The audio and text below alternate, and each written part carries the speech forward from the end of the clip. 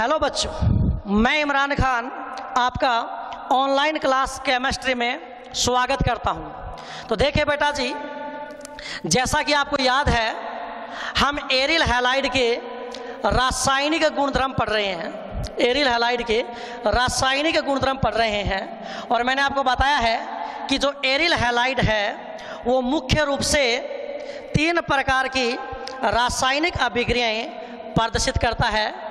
पहली है नाभिक स्नेही प्रतिस्थापन अभिक्रिया, और मैंने आपको कल बताया था कि जो एरिल हैलाइड है वो अनुनाद के कारण है, जो एरिल हैलाइड है वो अनुनाद के कारण है नाभिक स्नेही प्रतिस्थापन अभिक्रियाओं के प्रति कम क्रियाशील होता है। कि जो एरिल हैलाइड है वो अनुनाद के कारण है नाभिक स्नेही प्रतिस्थापन अभिक्रियाओं के प्रति कम क्रियाशील होता है। ठीक है, लेकिन इसका मतलब ये नहीं है, पहले मैं लिख देता हूं क्या पढ़ रहे थे हम। एरिल हैलाइड की नाभिक स्नेही प्रतिस्थापन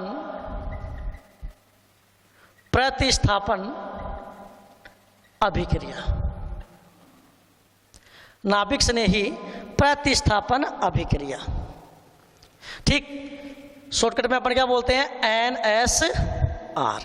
और मैंने कल आपको बता दिया था कि जो एरिल हैलाइड है वो सामान्य परिस्थितियों में, जो एरिल हैलाइड है वो सामान्य परिस्थितियों में नाभिक स्नेही प्रतिस्थापन अभिक्रिया नहीं देता है। जो एरिल हैलाइड है वो सामान्य परिस्थितियों में नाभिक स्नेही प्रतिस्थापन अभिक्रिया नहीं देता है। और समझ गए नहीं समझ गए, कोई दिक्कत वाली बात है क्या? कोई दिक्कत वाली बात नहीं है। क्यों नहीं देता? अनुनाद के कारण। क्यों? कि अनुनाद के कारण एरिल हैलाइड का जो CX बॉन्ड है उसमें पार्शियल डबल बॉन्ड करेक्टर यानी कि आंशिक द्विबंध के गुण आ जाते हैं, जिससे CX बॉन्ड मजबूत हो जाता है, उसका टूटना मुश्किल हो जाता है, और जब तक CX बॉन्ड टूटेगा नहीं नाभिक स्नेही प्रतिस्थापन अभिक्रिया नहीं होगी। तो सामान्य परिस्थितियों में एरिल हैलाइड सामान्य परिस्थितियों में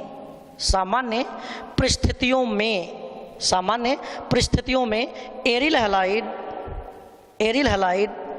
सामान्य परिस्थितियों में एरिल हैलाइड नाभिक स्नेही प्रतिस्थापन अभिक्रिया नहीं देता। हाँ, यदि आपने हाई टेम्परेचर ले लिया और रिएक्शन में हाई प्रेशर ले लिया, मतलब विशेष परिस्थितियां ले ली, इनको अपन क्या बोलेंगे, विशेष परिस्थिति। हाँ, विशेष परिस्थितियों में एरिल हैलाइड नाभिक स्नेही प्रतिस्थापन अभिक्रिया दे सकता है। इसको मैं आपको एक एग्जाम्पल के माध्यम से समझाता हूं। देखिए बेटा, देखिए क्या होगा। सबसे पहले मैंने लिया एरिल हैलाइड। ठीक, एरिल हैलाइड का सबसे प्यारा एग्जाम्पल मैंने क्या ले लिया भाई, क्लोरोबेंजीन। क्या ले लिया? क्लोरोबेंजीन। ठीक, और इसकी रिएक्शन में करवा रहा हूं एक्वस NaOH के साथ, और रिएक्शन में मैंने ना तो हाई टेम्परेचर लिया है और रिएक्शन में ना ही मैंने हाई प्रेशर लिया है। ठीक, रिएक्शन में मैंने ना ही तो उच्च ताप लिया है और रिएक्शन में मैंने ना ही उच्च दाब लिया है। तो क्या होगा, देखिए ये कौन है, एरिल हैलाइड है, और ये एक्वस NaOH क्या है, रिएजेंट है। और ये ऐसा रिएजेंट है इससे आपको कौन सा नाभिक स्नेही मिलेगा, OH-। तो क्या वो OH- नाभिक स्नेही इस कार्बन पर अटैक करके इस Cl को हटा सकता है क्या? नहीं हटा सकता। इसके बस की बात नहीं है, इसके बस की बात नहीं है। क्यों? क्योंकि ये तो क्या है, क्लोरोबेंजीन, और ये आपने एक ऐसा रिएजेंट लिया है जिसमें कौन सा नाभिक स्नेही है, OH-। तो क्या ये OH माइनस इस कार्बन पर अटैक करके इस Cl को हटा सकता है क्या? नहीं हटा सकता, क्योंकि ये एरिल हैलाइड है और एरिल हैलाइड में अनुनाद पाया जाता है और अनुनाद के कारण इस CX बॉन्ड में आंशिक द्विबंध के गुण होते हैं, यानी इसको तोड़ना या इसका टूटना बहुत ही मुश्किल होता है। तो बताओ क्या रिएक्शन होगी क्या? कहीं आप हाथ जोड़ के निवेदन है, कहीं आप ऐसे मत कर देना कि मौका भी है दस्तूर भी है तो चलो कुछ नया करते हैं कि भाई देखो Na भी है Cl भी है, यहाँ से Na को निकाल दो, यहाँ से Cl को निकाल दो, NaCl को बाहर निकाल दो और बेंजीन के ऊपर OH यानी फिनोल बना दो। ऐसा मत कर देना, आपको लिखना है नो रिएक्शन। यानी एरिल हैलाइड है वो नॉर्मल कंडीशन, मैं लिख देता हूँ समझाने के लिए, नॉर्मल कंडीशन सामान्य परिस्थितियों में नाभिक स्नेही प्रतिस्थापन अभिक्रिया नहीं देता, रिएक्शन नहीं होगी। हाँ, यदि ये एरिल हैलाइड है क्लोरोबेंजीन, ठीक है भाई, ये एरिल हैलाइड है क्लोरोबेंजीन, इसकी रिएक्शन आप कर रहे हो एक्वस NaOH के साथ, ठीक, और आपने हाई तो लिया टेम्परेचर और हाई लिया है प्रेशर, ठीक, 623 केल्विन तो ताप और 300 ATM दाब। क्या कहा मैंने? 623 केल्विन तो ताप और 300 ATM दाब, ये बहुत ज्यादा टेम्परेचर है और ये बहुत ज़्यादा प्रेशर है। ये काम अपन इंडस्ट्रियल औद्योगिक स्तर पर ही कर सकते हैं, वहाँ पर ही अपने को इतना प्रेशर मिल सकता है। अरे यस कि नो? कोई दिक्कत है क्या? कोई दिक्कत नहीं है। तो ये कौन है? क्लोरोबेंजीन। इसकी रिएक्शन आप किसके साथ कर रहे हो? एक्वस, अरे बोलो ना, एक्वस NaOH के साथ, और आपने हाई लिया टेम्परेचर और हाई लिया प्रेशर। बताओ रिएक्शन होगी कि नहीं होगी? हो जाएगी। अब रिएक्शन हो जाएगी। हाँ, इसके लिए एक बात बता देता हूँ, इसमें काम और भी करते हैं। लास्ट में किसी अम्ल के साथ इसकी रिएक्शन करवाते हैं H+, ठीक है ना। ये जब मैं आपको अल्कोहल फिनोल ईथर वाला चैप्टर पढ़ाऊंगा ना, तो वहाँ पर इस रिएक्शन को मैं आपको डिटेल में बताऊंगा, ठीक है ना। वैसे समझने को तो आप ऐसे समझ लोगे कि सर यहाँ से NaCl निकल जाएगा, फिनोल बन जाएगा, नहीं, वास्तव में प्रोडक्ट तो फिनोल ही बनेगा, लेकिन यहां से डायरेक्ट NaCl नहीं निकलता है। तो एक बार आप याद कर लो, मैंने क्या लिया? क्लोरोबेंजीन, और क्लोरोबेंजीन की रिएक्शन में जलीय सोडियम हाइड्रोक्साइड के साथ 623 केल्विन ताप और 300 ATM दाब की उपस्थिति में कर रहा हूं, और साथ में उसका कर रहा हूं एसिडिफिकेशन, मतलब कि अम्लीकरण। किसी अम्ल के साथ उसको लास्ट में ट्रीट कर रहा हूं, यानी रिएक्शन करवा रहा हूं। ये काम एक बार आप ये याद कर लेना, ठीक है ना। ये अल्कोहल फिनोल और ईथर वाले चैप्टर में मैं आपको काफ़ी डिटेल में समझाऊंगा, ठीक है ना। अब आप तो एक बार आप याद कर लो H+ साथ में, क्यों कि जब ये रिएक्शन करवाते हैं तो डायरेक्ट फिनोल नहीं बनता है। मैं आपको बताऊंगा उस चैप्टर में कि जब क्लोरोबेंजीन एक्वस NaOH के साथ रिएक्शन करता है तो पहले एक सोडियम फिनॉक्साइड आयन बनता है, सोडियम फिनॉक्साइड आयन बनता है, और उस सोडियम फिनॉक्साइड आयन का जब हम अम्लीकरण करते हैं, किसी अम्ल के साथ रिएक्शन करवाते हैं, तो लास्ट में फिनोल बनता है। लेकिन ये बात मैं आपको अल्कोहल फिनोल और ईथर वाले चैप्टर में समझाऊंगा, ठीक है ना। तो क्लोरोबेंजीन है, रिएक्शन एक्वस NaOH के साथ हाई टेम्परेचर और हाई प्रेशर। बताओ रिएक्शन होगी कि नहीं होगी? अरे बोलो रिएक्शन होगी कि नहीं होगी? कुछ नहीं करना है, लिविंग ग्रुप हटाना है, नाभिक से नहीं चिपकाना है बेटा, साइड प्रोडक्ट नहीं दिखाना है, नहीं तो गलत हो जाएगा। मुझे पता है तुम्हारे दिमाग में ये आ रहा है कि यहाँ से NaCl बाहर कर दो, बना दो। अरे ऐसा नहीं होता है, ऐसा नहीं होता। ये मैं आपको अल्कोहल फिनोल और ईथर वाले चैप्टर में समझाऊंगा, ठीक है ना, कोई दिक्कत नहीं है। हाँ, एक बार आप मान लो यहाँ से लिविंग ग्रुप जाएगा और इसका नाभिक से नहीं आ जाएगा, तो प्रोडक्ट बन जाएगा फिनोल, प्रोडक्ट बन जाएगा फिनॉल। अरे कोई दिक्कत है क्या? प्रोडक्ट क्या बन जाएगा बेटा? फिनॉल बन जाएगा। ठीक है, कोई दिक्कत वाली बात है नहीं है, रिएक्शन हो जाएगी। बताओ इस रिएक्शन और इस रिएक्शन में क्या फर्क है?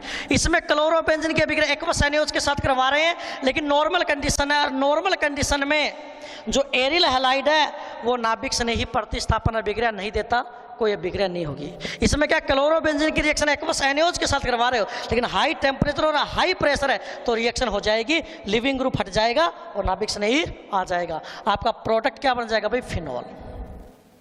रिएक्शन हो जाएगी। अब देखना, अब मैं 3 रिएक्शन लिखूंगा, सॉरी अब मैं 3 रिएक्शन लिखूंगा। उन तीनों रिएक्शन को जब आप ध्यान से देखोगे ना तो आपको कुछ ना कुछ समझ में आएगा।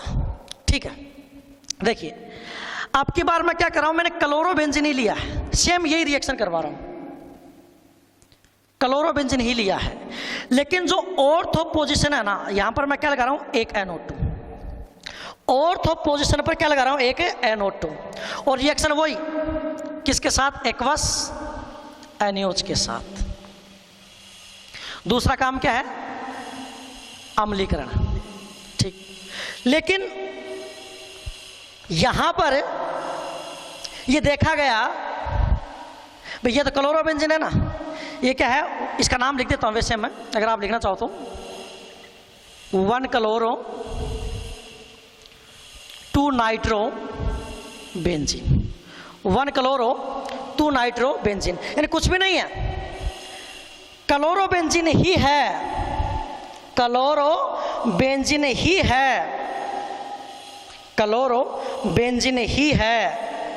लेकिन आपकी बार मैंने क्या किया?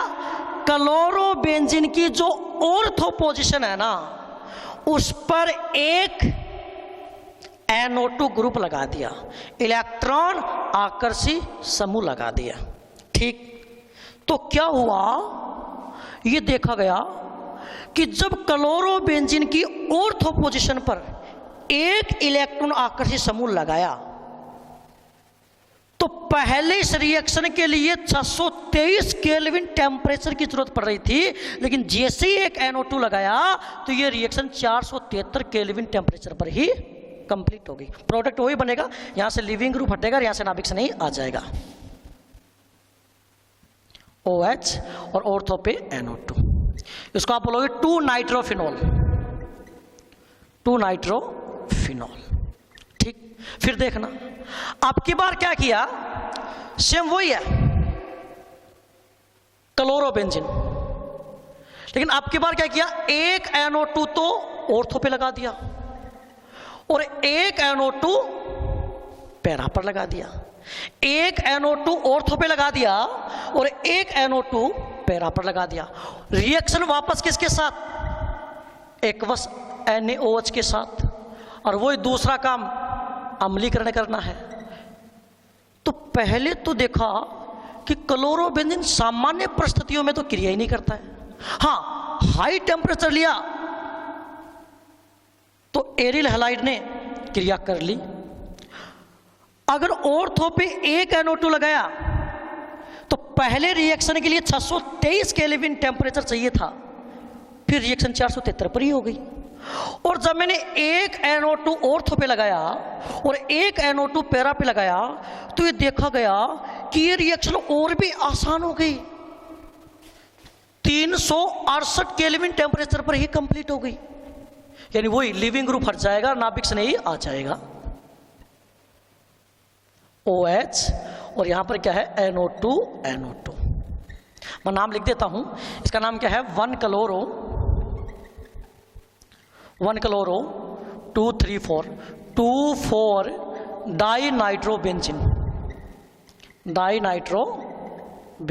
और इसका नाम क्या हो जाएगा?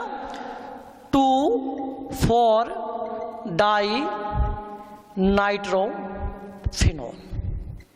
ठीक, यानी देखो एरिल हैलाइड सामान्य परिस्थितियों में तो नाभिक से नहीं प्रतिस्थापन अभिक्रिया देता ही नहीं है, लेकिन जब हाई टेम्परेचर और हाई प्रेशर लिया तो नाभिक से नहीं प्रतिस्थापन अभिक्रिया हो गई। लेकिन जैसे ही ऑर्थो पे एक NO2 लगाया, अभिक्रिया थोड़ी सी इजी हो गई, पहले 623 पर हो रही थी, अब 473 पर ही हो गई। लेकिन जैसे ही ऑर्थो और पैरा दोनों पे NO2 लगाए तो रिएक्शन और भी आसान होगी, 368 केल्विन टेम्परेचर पर ही होगी। अब की बार तो हद हो गई कि वही क्लोरोबेंजीन लिया आपने, एक NO2 ऑर्थो पर, एक पैरा पर और एक वापस ऑर्थो पर, और जब इसकी रिएक्शन एक्वस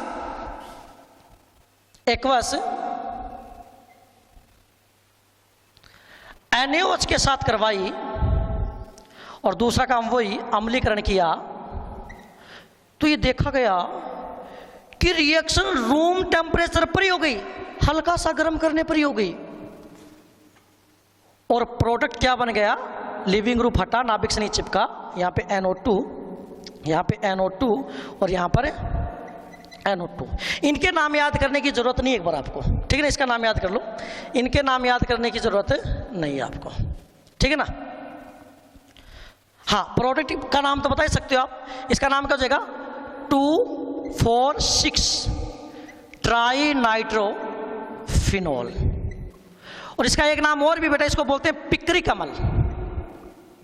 क्या बोलते हैं, पिक्रिक अम्ल, ठीक है ना। फिनोल की ऑर्थो पे NO2, पैरा पे NO2, ऑर्थो पे NO2, पिक्रिक अम्ल।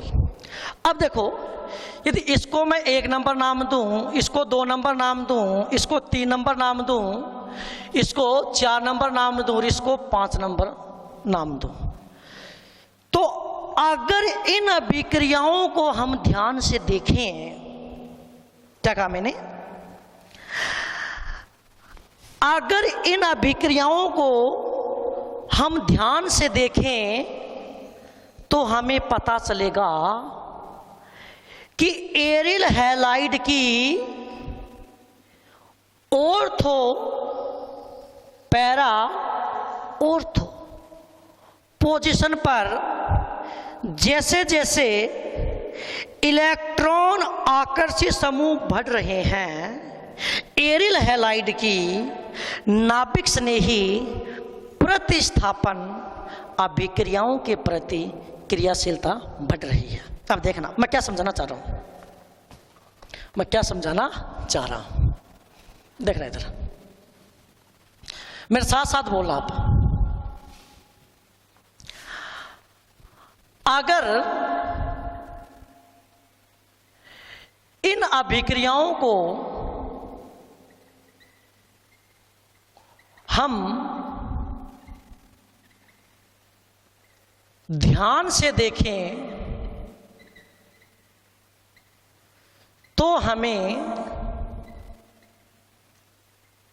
पता चलेगा, सुनना क्या लिखा मैंने, अगर इन अभिक्रियाओं को हम ध्यान से देखें तो हमें पता चलेगा कि एरिल हैलाइड की ऑर्थो तथा पैरा स्थितियों पर जैसे जैसे इलेक्ट्रॉन आकर्षित समूह, इलेक्ट्रॉन विथड्रॉइंग ग्रुप, इलेक्ट्रॉन आकर्षित समूह बढ़ रहे हैं, वैसे वैसे एरिल हैलाइड की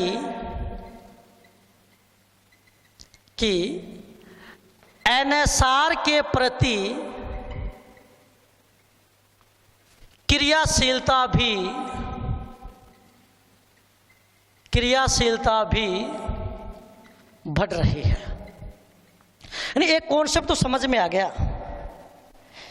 कि अगर हमें एरिल हैलाइड की नाभिक स्नेही प्रतिस्थापन अभिक्रियाओं के प्रति क्रियाशीलता बढ़ानी है तो हमें क्या करना पड़ेगा, एरिल हैलाइड की ऑर्थो तथा पैरा पोजीशन पर इलेक्ट्रॉन आकर्षित समूह जोड़ने होंगे।